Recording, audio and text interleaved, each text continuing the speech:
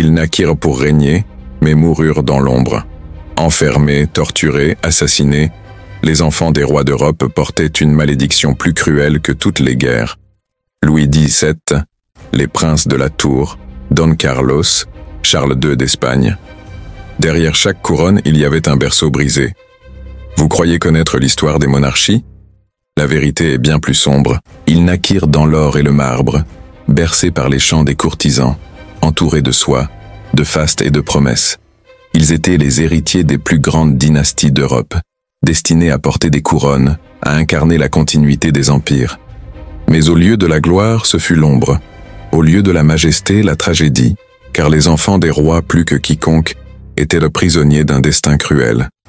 Entre intrigues de palais, mariages forcés, maladies héritées d'un sang trop pur, complots et exécutions, certains vécurent non pas comme des princes, mais comme des fantômes maudits, sacrifiés à la raison d'État. Et leur histoire, plus terrifiante qu'une légende, révèle l'envers macabre des trônes que l'on croyait éternels. Mais pourquoi ces enfants, nés pour régner, furent-ils les plus sacrifiés? Et que nous disent leurs vies brisées sur le prix du pouvoir? Derrière chaque lignée royale, il y a le spectre de la malédiction, car le pouvoir se transmet par le sang, et ce sang, trop souvent enfermé dans des unions consanguines, portait en lui des faiblesses invisibles. Les Habsbourg, dynastie tentaculaire qui domina l'Europe pendant des siècles, en furent l'exemple le plus effrayant. Leur obsession de garder le sang pur engendra des enfants déformés, maladifs, condamnés dès la naissance. Le cas le plus célèbre est celui de Charles II d'Espagne, dernier des Habsbourg espagnols, surnommé l'ensorcelé. Son visage, déformé par un prognatisme monstrueux, témoignait d'une consanguinité extrême. Incapable de marcher avant l'âge de 8 ans, stérile, maladif, il devint l'incarnation vivante d'une dynastie en décomposition. Imaginez le petit prince incapable de tenir une épée, incapable de prononcer clairement des mots, tandis que toute une cour chuchotait derrière les rideaux. Voilà l'héritier, voilà le futur roi. Était-ce un enfant ou déjà un condamné? Mais Charles II n'était pas seul dans cette galerie des malédictions. Ses ancêtres portèrent déjà les stigmates d'un sang empoisonné. Philippe II, Philippe III, Philippe IV, tous avaient pris pour épouse leurs cousines ou nièces, répétant sans fin la même erreur, jusqu'à produire un héritier qui n'était plus qu'une caricature humaine. L'Europe entière observait, fascinée et horrifiée, comment un empire qui gouvernait les mers, qui dominait des continents, pouvait-il être réduit à un enfant chétif, prisonnier de son propre corps? Et surtout, comment ces courtisans pouvaient-ils encore feindre de croire en sa majesté, alors qu'il n'était que l'ombre d'un roi? Mais les enfants maudits ne furent pas tous victimes du sang. Certains le furent du pouvoir lui-même. Pensez au dauphin Louis, fils de Louis XVI et Marie-Antoinette. On l'appelait Louis-Charles, ou simplement l'enfant du Temple. À 10 ans, il devint roi de France aux yeux des monarchistes, sous le nom de Louis XVII, après l'exécution de son père. Mais il ne régna jamais. Enfermé dans la prison du Temple, séparé de sa mère, il fut confié à un geôlier brutal qui l'humilia, le battit, le brisa. On le força à signer des aveux absurdes, accusant sa mère d'inceste. Puis, laissé à l'abandon, il dépérit, seul, dans la crasse, rongé par la tuberculose. À 10 ans, le fils de France mourut dans le noir, son corps oublié, son identité contestée. Était-ce un roi, ou seulement un enfant sacrifié à la Révolution? Et si le véritable crime n'était pas la guillotine, mais cette lente agonie dans l'ombre, invisible, inutile? Les récits de sa mort alimentèrent des légendes. Certains affirmèrent qu'il avait survécu, qu'on l'avait échangé contre un autre enfant, que le vrai Louis XVII vivait caché. Des imposteurs surgirent, se proclamant héritiers. Comme les faux Néron, ils révélèrent une vérité. Quand un enfant royal meurt dans l'humiliation, le peuple préfère croire au mirage plutôt qu'à la honte. Était-ce le besoin de sauver un symbole, ou la difficulté d'accepter que le fils d'un roi puisse mourir seul, comme un mendiant? Et il y eut encore Édouard V d'Angleterre enfermé avec son frère dans la tour de Londres.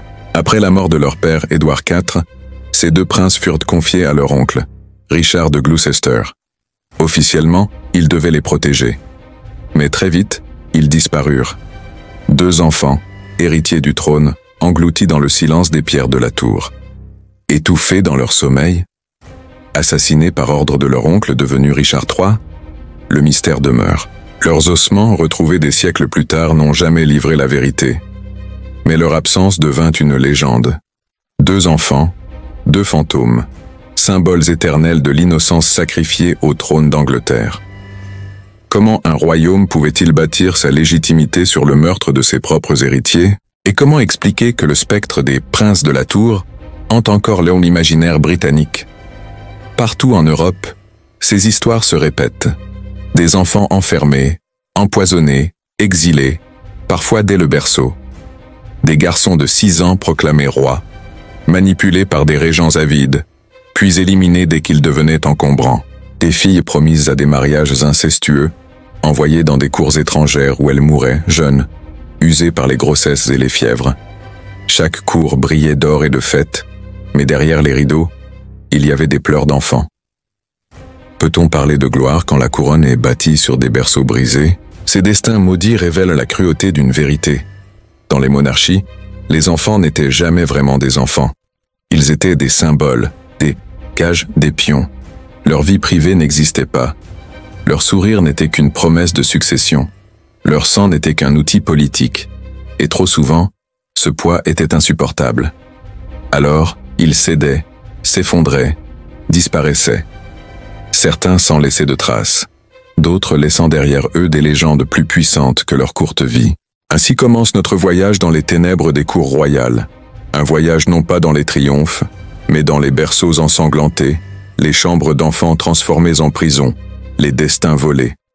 Car si les rois se croyaient immortels, leurs enfants furent souvent les premières victimes de cette illusion.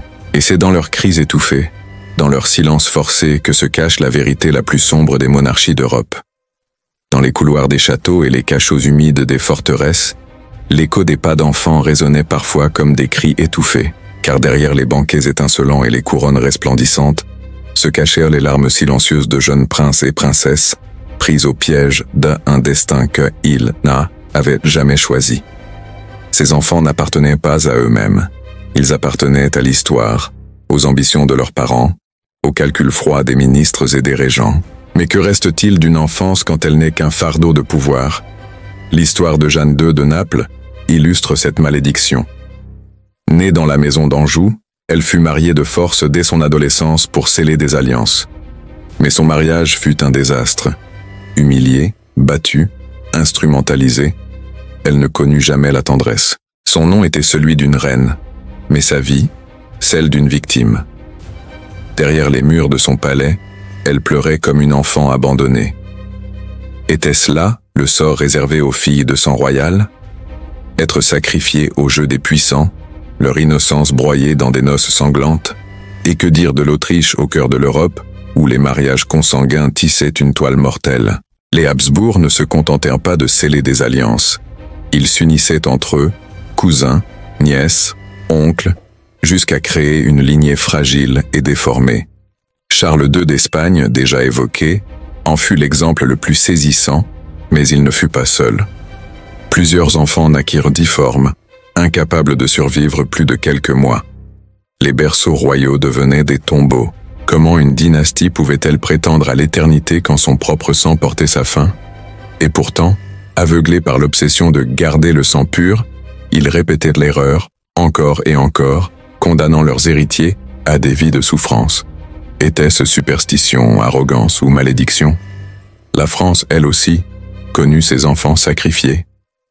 Pensez à Jean Ier, dit le posthume. Né en 1316, fils de Louis X le Hutin, il fut roi de France dès sa naissance. Mais il ne vécut que 5 jours.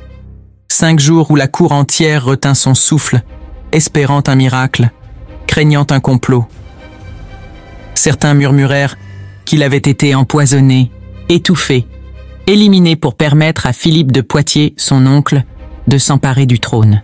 Était-ce un simple décès infantile fréquent à l'époque, ou un assassinat déguisé? Quoi qu'il en soit, son règne éphémère symbolisa la fragilité d'une monarchie qui dépendait du souffle fragile d'un nouveau-né.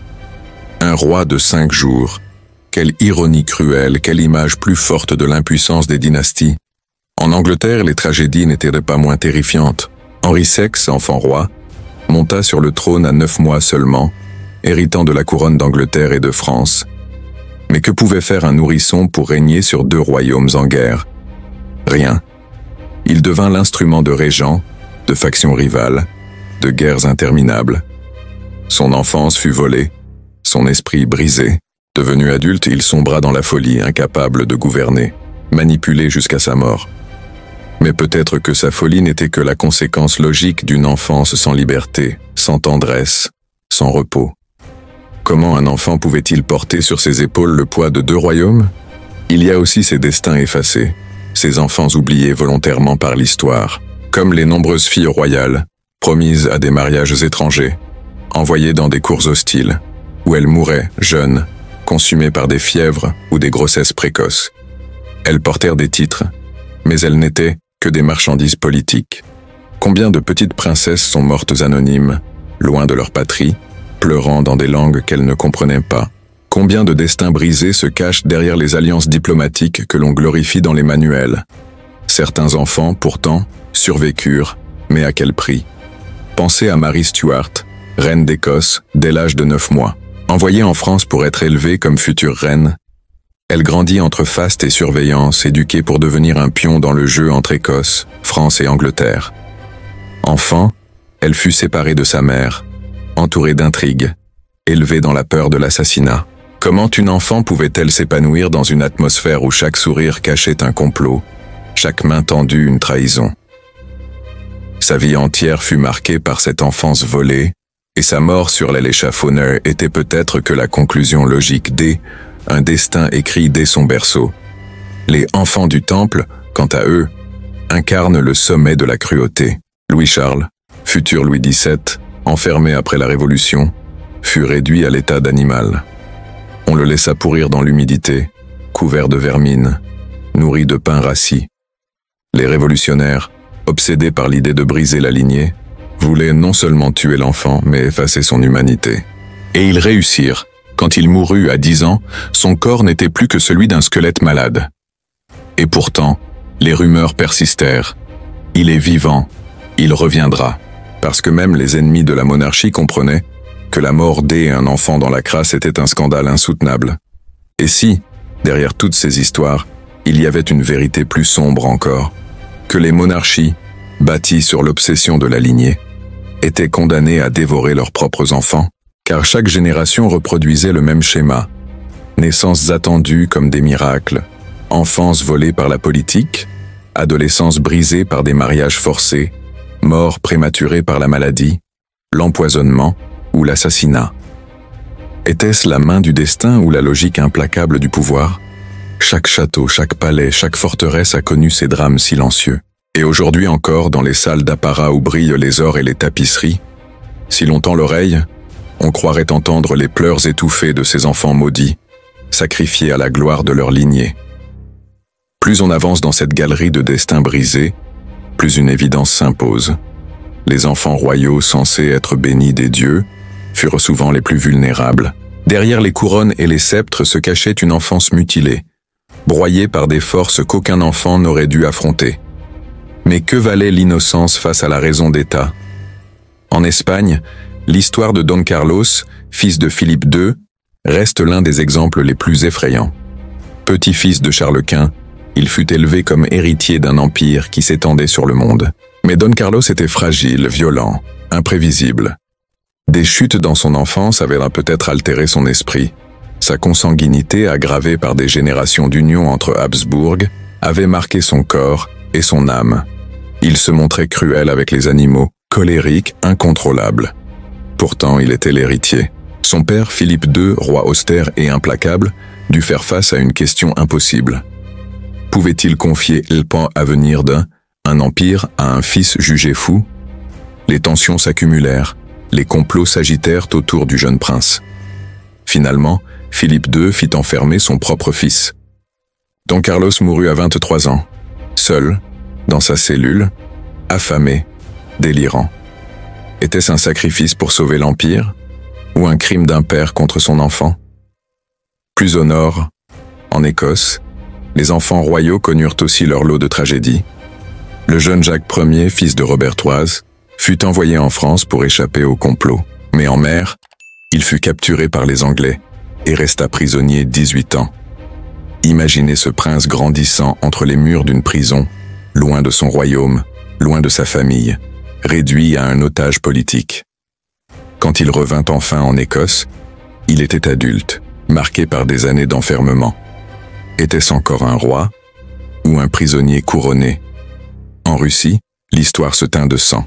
Ivan IV, dit le terrible, tua de sa propre main son fils aîné, Ivan Ivanovitch, lors d'une dispute. L'image glaçante est restée dans la mémoire. L'empereur, furieux, frappant son héritier avec son sceptre, brisant son crâne. L'enfant, héritier de la Russie, mourut dans les bras de son père en pleurs, trop tard pour regretter. Était-ce un accident, un geste irréfléchi? Ou la manifestation ultime de la malédiction qui frappait les enfants des tsars? Car le pouvoir absolu ne pardonnait pas l'ombre d'un rival, même si ce rival était son propre sang. Les princes anglais enfermés dans la tour de Londres demeurent peut-être l'exemple le plus obsédant. Disparus dans la nuit, sans corps, sans témoin, ils sont devenus des légendes. Shakespeare lui-même immortalisa leur sort dans sa tragédie Richard III. 2 enfants, prisonniers, s'endormant sous la garde de bourreaux, étranglés ou poignardés avant l'aube. Leurs fantômes, dit-on, hantent encore la tour. Comment l'Angleterre pouvait-elle bâtir sa monarchie sur le silence de ces 2 innocents? Et pourquoi, des siècles plus tard, l'énigme fascine-t-elle encore, comme une plaie jamais refermée? Il existe aussi des destins moins connus, mais tout aussi cruels. En Bohême, Venceslas III fut assassiné à 17 ans, dernier de sa lignée, emportant avec lui la couronne des Przemyslides. En Hongrie, Ladislas le posthume, né après la mort de son père, grandit comme un fantôme politique, disputé par des factions rivales, avant de mourir à 17 ans dans des circonstances suspectes. Partout, les mêmes motifs se répètent. Enfant proclamé roi avant même de savoir marcher, manipulé, enfermé, assassiné. Comme si le trône lui-même était un poison qui tuait les plus jeunes avant même qu'ils n'aient le temps de vivre. La consanguinité, la politique, la guerre. Autant de chaînes qui liaient ces enfants à leur malheur. Mais il y avait aussi la peur, constante, omniprésente. Peur d'être empoisonné, peur d'être trahi, peur de ne pas survivre à l'enfance. Imaginez grandir avec cette idée que chaque sourire d'un courtisan pouvait cacher un complot, que chaque coupe de vin pouvait contenir du poison, que chaque frère pouvait devenir un rival. Quelle enfance pouvait résister à un tel climat? Peut-être aucune. Le plus tragique, c'est que ces enfants étaient pas seulement victimes de leur famille. Ils étaient victimes d'un système, car la monarchie absolue exigeait des héritiers, exigeait une lignée, exigeait des sacrifices. Et si ces sacrifices devaient être les enfants eux-mêmes, qu'importe. L'histoire devait continuer, peu importe combien de berceaux se transformaient en cercueils. Mais parfois, ces tragédies laissaient derrière elles des échos inattendus. Les morts prématurées, les disparitions, les infirmités, tout cela alimentait des mythes. Les faux Nérons en étaient un exemple, mais il y eut aussi les faux Louis XVII, les faux Dimitri en Russie, les faux Édouard en Angleterre. Chaque fois, le peuple voulait croire que l'enfant maudit avait survécu, qu'il reviendrait, qu'il rétablirait une justice impossible. Comme si, derrière la mort injuste, il devait y avoir un espoir. Mais, était-ce un espoir, ou une incapacité à regarder en face la cruauté de l'histoire? Ainsi, partout en Europe, les palais résonnaient des mêmes échos. Berceaux d'or transformés en tombeaux, sourires d'enfants effacés par la politique, rêves fracassés par le poids de la couronne. Et à chaque fois, l'histoire se répétait, implacable, car le trône plus qu'un privilège était une malédiction. Et les enfants, les premiers à la porter. Dans les cours les plus fastueuses d'Europe, la lueur des bougies éclairait des visages d'enfants trop graves, trop silencieux. Leur regard ne reflétait pas l'innocence mais la peur, car ces héritiers n'avaient pas le droit d'être des enfants. Ils étaient déjà des otages, des monnaies d'échange, des gages de paix ou des menaces vivantes. Leur sang valait plus que leur sourire, et leur avenir n'était jamais à eux. C'est dans ce contraste, entre l'or des couronnes et l'ombre des cachots, que se révèle toute l'horreur des destins brisés. Prenons le cas tragique du tsarévitch Alexis, fils de Pierre le Grand de Russie. Élevé dans la crainte d'un père colérique, Alexis refusa de suivre la voie imposée. Accusé de complot, soupçonné de faiblesse, il fut arrêté, emprisonné, torturé. Son propre père signa son arrêt de mort. Le tsarévitch mourut en prison, à 28 ans, brisé par la main paternelle. Comment un père pouvait-il condamner son fils? Était-ce la raison des États ou la peur que la faiblesse de leurs enfants ne ternisse la grandeur de leurs empires? En France, Henri III perdit ses frères les uns après les autres, victimes de maladies ou d'intrigues, laissant la couronne ballottée entre héritiers fragiles. Le spectre d'une dynastie sans avenir planait déjà. L'histoire des Valois, marquée par la folie, les assassinats et les morts précoces, semble elle-même maudite. Chaque naissance portait plus de crainte que d'espérance. Quel enfant survivrait? Quel enfant mourrait?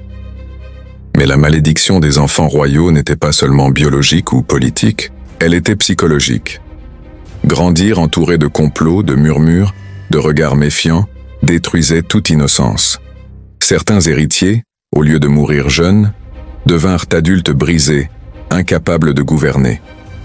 Georges III d'Angleterre sombra dans la folie. Charles VI de France, le roi fou, passa de la lucidité à la démence, incapable de reconnaître ses proches. Était-ce la génétique, la malédiction ou simplement le poids insoutenable du pouvoir qui écrasa ses esprits? Et que dire des princesses promises à des mariages étrangers? Marie-Antoinette elle-même, envoyée à 14 ans en France, devint reine d'un royaume qui ne l'accepta jamais. Son destin tragique, terminé sur l'échafaud, n'était peut-être que la prolongation d'une enfance volée, car à 14 ans, elle était déjà reine, déjà prisonnière d'une cage dorée. Était-ce un privilège ou une condamnation? À travers tous ces récits, une vérité se dessine. Le trône dévore ses enfants. L'Europe regorge de cadavres d'héritiers disparus trop tôt, de princes assassinés, de princesses sacrifiées. Chaque lignée royale porte en elle une liste d'âmes brisées, réduites au silence. L'histoire officielle glorifie les rois, les conquêtes, les règnes. Mais l'histoire secrète, celle que l'on tait, est celle des berceaux transformés en tombeaux. Et si la véritable malédiction des rois n'était pas de perdre des guerres, mais de perdre leurs enfants? Car un royaume sans héritier est un royaume condamné. Alors, pour préserver la lignée, on enferme, on marie, on tue. On sacrifie l'innocence sur l'autel du pouvoir. Et ce sacrifice, répété siècle après siècle, résonne encore comme un cœur d'enfant fantôme. Aujourd'hui encore, les légendes persistent. Les princes de la Tour hantent l'Angleterre. Louis XVII hante la France. Don Carlos hante l'Espagne. Alexis hante la Russie. Chaque pays a ses fantômes d'enfants royaux, symboles de l'innocence perdue et du prix terrible du pouvoir. Et ces fantômes, plus que les rois eux-mêmes, incarnent la vérité des monarchies. Derrière l'éclat des couronnes, il n'y avait que des pleurs. Ainsi se referme cette fresque des enfants maudits, non comme une légende, mais comme une réalité plus sombre que toutes les légendes. Car si les rois se croyaient immortels, leurs enfants, eux, furent toujours mortels, trop mortels. Et leur fragilité, exposée, brisée, sacrifiée, nous rappelle que la gloire des trônes s'est construite sur les cendres de leurs berceaux.